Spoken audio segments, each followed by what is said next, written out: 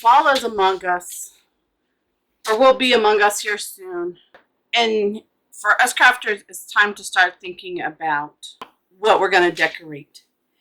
And so this next series, we're going to be making this mini quilt. You can either make it as a table runner, like I did here, or a wall hanging, which you can rotate your blocks and have it hanging like this. It's however you want the orientation. We use applique, we embellish it, and we're using a decorative binding stitch. So if you want to learn how to make this adorable fall mini quilt, then stick around. Hello and welcome. I'm Jackie with Jackie Russell Creates, where we talk about everything quilting. I hope to inspire you to make traditional patchwork quilts or some art quilts, whether they're big or they're small. So let's get started. We're going to start with one block per video, and then we're going to have the assembly in another video, and then I will have a full video of the whole process later on. So be sure to check out the playlist. It'll be linked in the description below and at the end of each video to be able to see each quilt block being made. And you can also get the pattern. The link is in the description, but it will be up on my Etsy shop. You can get each individual block separate, or you can get the whole quilt pattern as one. So let's get started. In this video, we are going to be making the pumpkin block for our fall sampler. In the pattern, the link is in the description below, we'll have the reverse or mirrored image and the regular, depending on how you're going to do it, if you're going to use your fusible or if you're going to use the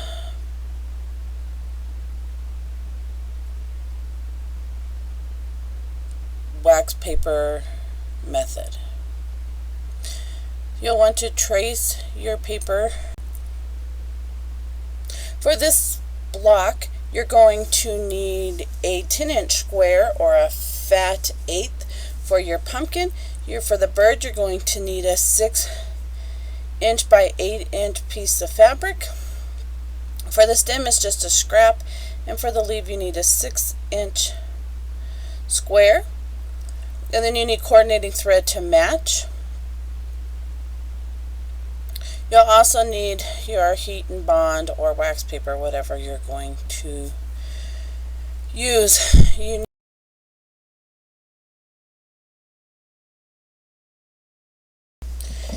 In the pattern, you will get the full picture to show out where to lay the pieces as well as the individuals. It will also show you where to put the bird's eye and the feet. So now you're going to take your pattern and you're going to trace it onto the paper side of your fusible. There is enough space in the pattern for you to overlap.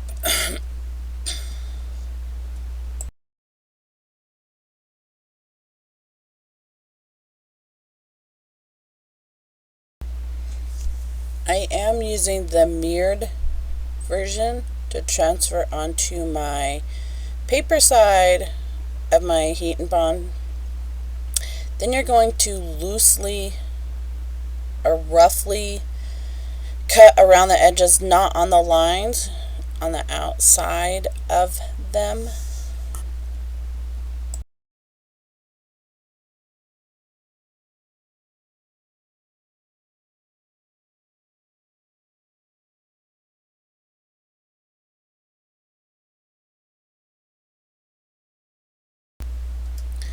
Now you want to fuse it to the back side of your fabric. I love using batiks here because you can use either side.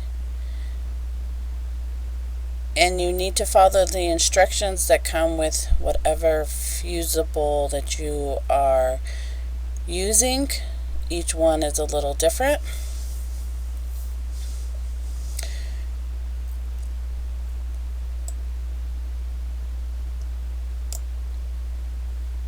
You need to let it cool for a few seconds, and then you need to cut it out along the lines.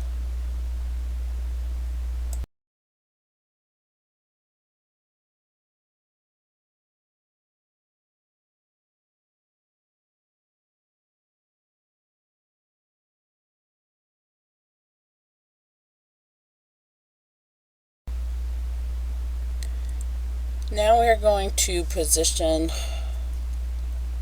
our pattern onto our 12.5-inch block, and you can see where I start with the outside pieces first, which will be 1 and 5, and then you lay down your 2 and 4, and then the center one. I like to tack the bottom of them just a little bit so it will stay in place as I lay the rest down. They do overlap about 1/4 inch or so. So then when you do your stitching, you can get both the pieces attached down. Now we're going to attach the stem and just kind of slide it down underneath the pumpkin pieces how you would like it to be. And then we're going to iron or press these into place. I use a up and down motion, not a swishing motion. And I have the iron on there for a couple of seconds. Make sure it's fully tacked down.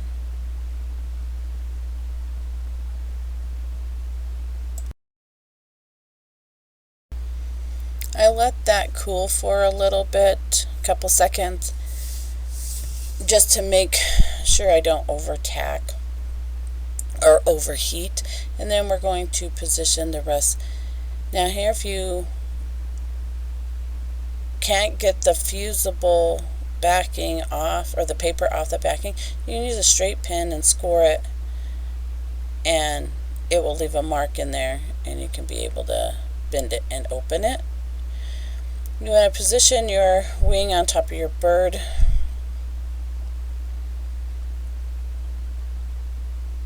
There is a pattern that you can reference in the pattern as well.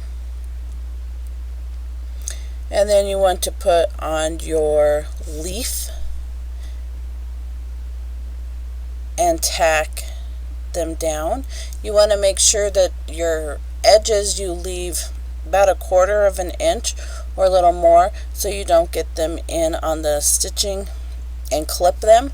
Make sure you do that on the top, the bottom, and the 2 sides when you're positioning your pumpkin and bird details in your block. Once you have the bird and the leaf in your position, you want to make sure you tack them down with the iron as well. If you didn't want to do the stitching on the applique, you could use the Heat and Bond Ultra, which is in the red package, and you don't have to do the stitching. We're going to let this cool a little bit, and then we're going to do the stitching around it. I like to do the blanket stitch around the outsides, and then a little detail in the centers. So I'm going to start with the stem, and I'm using a coordinating yellow thread. I'm going to do the blanket stitch, and on the inside, to give a little more dimension and depth to the Stem, I'm going to use a wavy line. Here you can see where I'm showing what colors of thread I'm using. I'm using a green with the leaf, some tan for around the pumpkin and the inside of the pumpkin, and then of course black for the bird. So as you see here, I took a piece of scrap fabric, and this is just so I can make my stitch length and stitch width the way I want it before I put it on my actual project. Once I get it to where I like it, I bring in my project, and I will bring my needle down right even with the fabric on the outside edge so I can begin stitching, and it's right where I need it to be.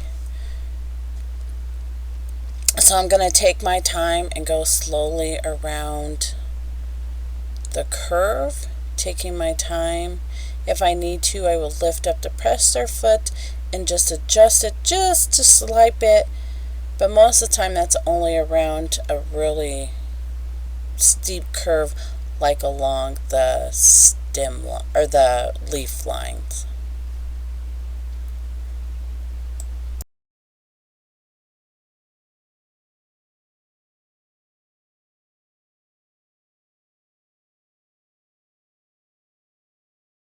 Okay, now that we have the stem all done, we need to go and stitch the bird.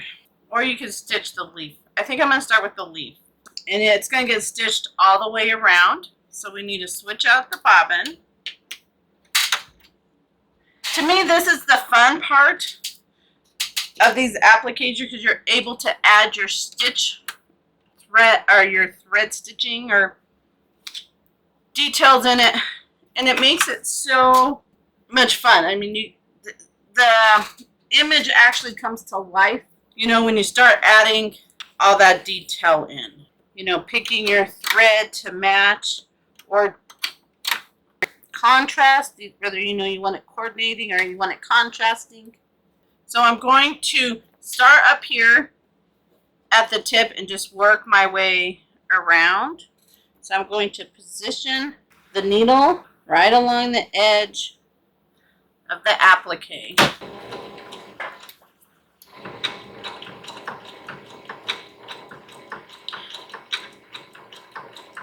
Once again, taking your time. You could also hand stitch this if you wanted to hand stitch it.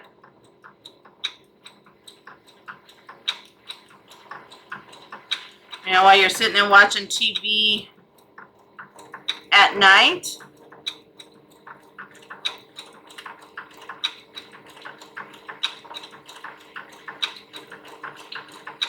So I'm just going to take my time around the corners.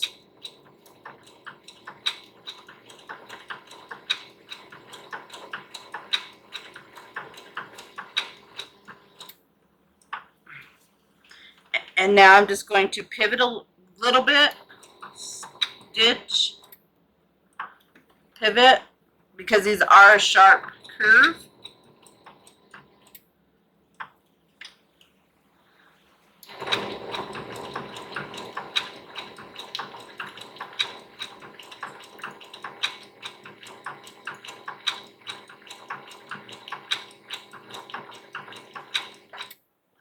Come down to the point and pivot.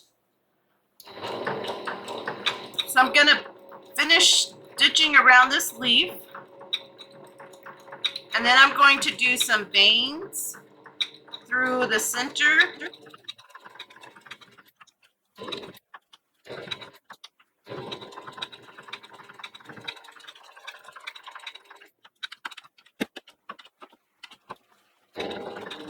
When I came down to that point, I made sure that when the next stitch was to come over into the fabric, so then I could be able to turn it and it would come into the fabric and stitch down that corner. I know there's a tip or trick or something to do, but I just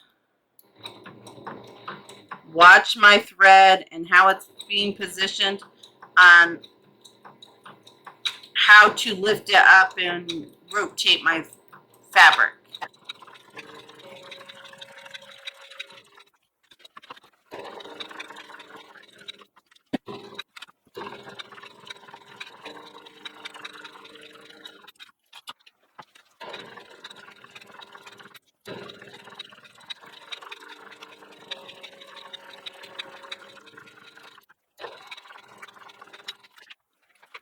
So now that the leaf is all stitched, you could be done here, but I'm going to add some detail to this. So I'm going to go to my waving line or stitch.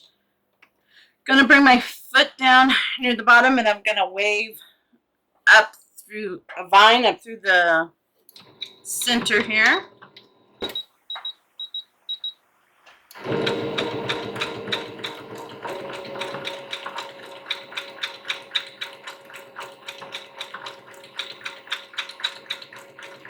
You could also do a straight stitch if you wanted. Now I'm also going to bring some up into these other. So I'm going to position my needle on the thread or stitch that's already there.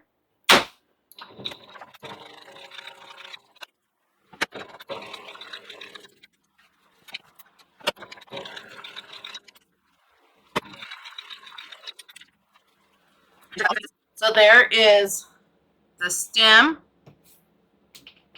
and the leaf. I'm going to now do the bird and the pumpkin. For the bird, you're going to go around the wing first, and then you're going to come, if you're using the same color thread, this is how I would do it. I would start at the wing here, go around the bird, come up around the wing, and continue around. Then you can do it all in one. If you're going to use different stitches or different color thread for each one, then I would do the wing first and then the bird. But because I'm doing all black, I'm going to go around there. And then I'm going to come do the pumpkin. And for the pumpkin, I would start up here and I would go around, skip that part of the bird, and go all the way around, skip this leaf, do this little bit and this little bit. And then I would cut it off and then come in and do each of the inside pieces. So I'm going to finish stitching this down, and then I'll come back to finish the bird, the eye on the bird, and the feet. Well, here is the finished block. Almost. We have to do the feet and we have to do the eye. So for the feet, you can machine stitch down or you can hand stitch them. And for the eye, you can add a little button. You can add a French knot. I'm going to add a little bead here. And I'm going to probably hand stitch his feet down. And then I just wanted to show you the back so you can see. So if you wanted this as part of your quilting, you could have added your batting in your back and did it as a quilt as you go. But because I'm not doing a quilting as you go, we're just going to do the applique, and then when we finish the whole project, we're going to give a traditional stitch around the applique, just right off of it, and then like this stitch in the ditch around each edge. That's how I'm going to applique or quilt mine, but we'll get to that at a different point. So let's get what we need to finish up this block. There, we have completed our first block. We added a bead eye and his feet. So now we can just set this block aside. If you found this block interesting and want to continue to see the rest of the series, please subscribe and hit the notification bell. and give the video a thumbs up, and comment below where you would be doing either the wall hanging or the table runner. Or if you're going to just take the individual blocks, you can make them as coasters, not coasters, mug rugs, or hot pads. Until then, happy quilting, my friends.